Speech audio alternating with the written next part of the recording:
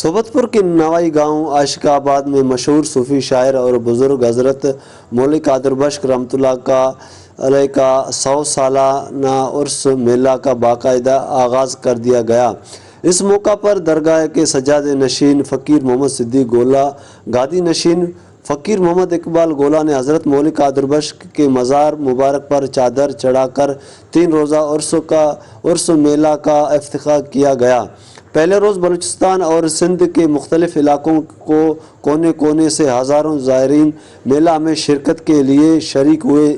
اس موقع پر بچوں اور بڑوں کی تفریح کے لیے جھولے اور موت کا کنواں سرکس بھی لگائے گئے تھے۔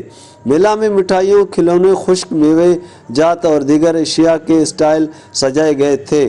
3 روزہ میلہ میں محفل موسیقی، گھڑی دوڑ، کبڈی، ملاکڑا اور محفل مشاعرہ کا اہتمام کیا گیا ہے۔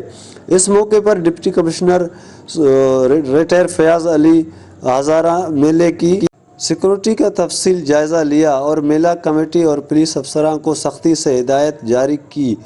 3 روزہ عرس میلہ کی تقریب کے لیے سیکورٹی کی سخت انتظامیہ کے لیے زائرین کو مکمل تلاشی کے بعد اندر جانے کی اجازت دی جا رہی ہے۔ محمد حسن لانگو، وش نیوز، صوبت۔